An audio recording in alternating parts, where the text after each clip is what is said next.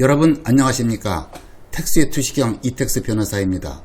오늘은 사도, 즉 개인 소유 도로는 막을 수 있나 라는 주제로 말씀 올리겠습니다. 얼마 전 저를 찾아오신 분의 사연은 이렇습니다. 이분은 건축 허가에 적합한 현황 도로가 있기 때문에 군청에서 건축 허가를 받아서 펜션 건물을 여러 동 건축 중이고 공정률이 80% 이상입니다. 문제의 그 길은 강원도의 탄광촌으로 연결되는 길로서 1960년대부터 불특정 다수인이 통행하는 길인데 그동안 비포장이었다가 2017년도에 주민들의 요구에 따라서 군에서 포장을 했고 당시에는 한 사람도 이 포장하는데 반대하는 사람이 없었습니다. 그런데 최근에 그 길에 인접한 토지 소유자가 그동안 가만히 있다가 자신의 토지 일부가 그 길에 편입되어 있다는 이유로 길의 일부를 막는 바람에 공사가 중단되었습니다. 당시 토지 소유자들의 동의를 받아서 포장을 했다는 것인데 지금 군청에서는 그 토지 소유자들의 동의서가 보관되어 있지 않다는 것입니다. 그러나 그 지형상 군에서 포장을 함으로써 길을 막은 사람도 자신의 토지의 가격이 상승하는 등 혜택을 본 것임은 명백하고 현 단계에서 자신이 포장을 할 당시 반대했었다는 말을 하지 않는 것으로 봐서 자신도 포장을 하는데 동의한 것으로 강하게 추측되는 상황입니다. 그 길을 막으면 자신도 피해가 큽니다. 현재는 그 쇠사슬로 길을 막고 자물쇠로 잠근 다음에 좋아하는 사람이 통행을 원할 때 등 필요할 때만 열어준다는 것입니다. 군청에 민원을 제기했더니 잘 합의를 하라고 하고 경찰에 고소를 했더니 민사적으로 해결하라고 하고는 더 이상 관여를 하지 않는다는 것이죠. 이러한 군청과 경찰서의 모습은 우리나라 어느 곳이나 마찬가지입니다. 이에 대하여 보겠습니다. 이 길은 비록 오래되긴 했지만 지적도상 도로가 아니고 재반 사정을 종합할 때에 사도인 것은 분명합니다. 사도에는 이 사도법상의 사도와 현황 도로가 있습니다. 현황 도로는 다른 말로 사실상의 도로 또는 관습상의 도로라고도 합니다. 이에 대한 각각의 그 법적 효력에 대하여 보겠습니다. 첫째, 이 사도법상의 사도는 사도법이라는 이 법률상의 도로입니다. 사인, 즉 개인, 종중, 사적인 단체 등이 시장, 군수, 구청장의 허가를 받아서 도로로 제공한 것이고 가장 중요한 사항은 사도법 제9조에서 규정하였듯이 사도 개설자라도 일반인의 통행을 제한하거나 금지할 수 없다는 것입니다. 사도법상의 사도는 소유권을 이전받은 승계인도 사도 개설자의 권리와 의무를 승계하기 때문에 통행을 제한하거나 금지할 수가 없습니다. 다만 사도 개설자는 그 사도를 이용하는 자로부터 사용료를 받을 수는 있습니다. 이상은 모두 이 사도법이 규정하는 내용입니다. 그렇기 때문에 사도법의 적용을 받는 사도는 도로 개설자, 즉 도로로 토지를 제공한 자라도 사도법의 규정에 따라서 막을 수가 없습니다.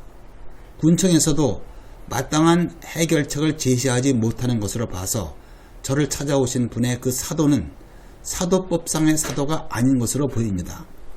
둘째, 이 현황도로의 경우입니다. 현황도로, 다른 말로 사실상의 도로는 개인이 도로로 제공하였으나 사도법의 적용을 받지 않는 도로를 말합니다.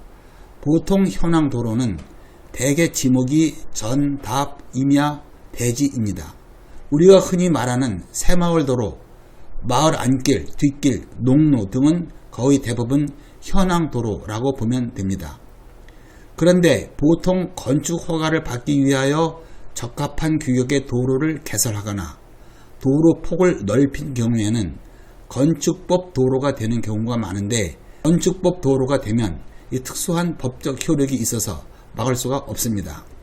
실무에서는 건축법상 건축 허가 시 현황 도로의 그 폭이 허가 조건에 맞으면 사실상 통행에 지장이 없다고 봐서 그대로 허가를 할 수도 있습니다.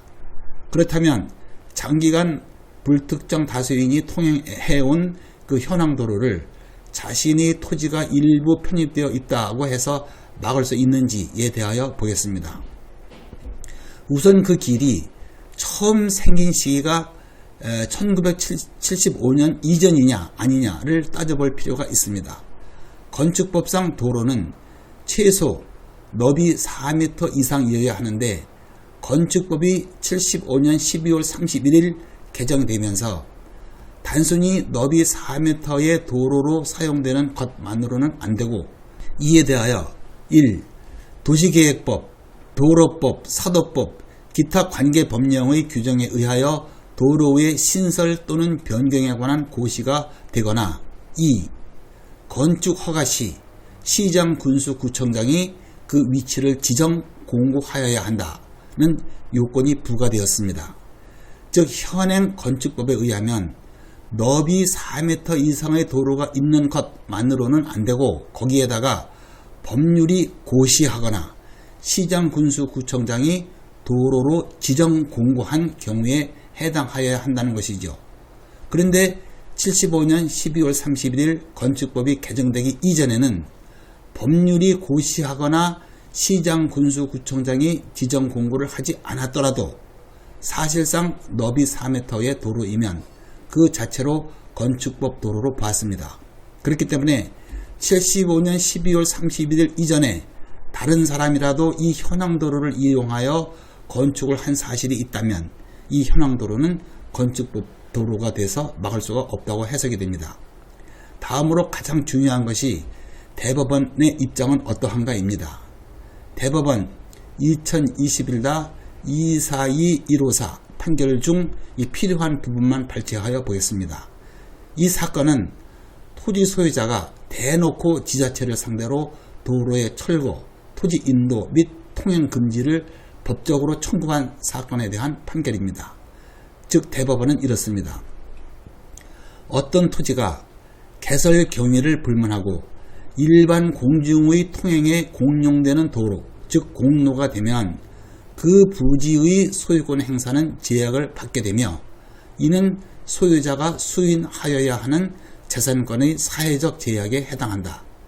따라서 공로 부지의 소유자가 이를 점유 관리하는 지방자치단체를 상대로 공로로 제공된 도로의 철거, 점유 이전 또는 통행 금지를 청구하는 것은 법질서상 허용될 수 없는 권리남용이라고 봐야 한다 라고 판시해서 입장을 분명히 했습니다. 다음으로 이미 도로가 개설된 사실을 알고 매수한 토지 소유자, 즉 제3자는 달리 취급되는가? 이에 대하여 대법원은 이렇게 판결했습니다. 지자체가 30년 이상 도로로 관리하고 있는데 그 도로가 있는 임야를 경납받은 사람은 그 도로가 30년 이상 공중의 이용에 제공된 사실을 알고 경매를 통하여 매수하였기 때문에 지자체를 상대로 도로의 철거, 인도를 구하는 것은 권리남용에 해당하여 받아들일 수가 없다고 판결을 했습니다. 즉 소유자는 물론이고 그로부터 소유권을 이전받은 사람도 도로의 철거, 인도, 통행금지를 청구할 수 없다는 것입니다. 다만 이 구체적인 사건에 있어서 이와 같이 사회적인 제약을 받는 현황 도로에 해당하느냐 아니냐에 대한 판단을 받는 것이 문제이긴 하죠.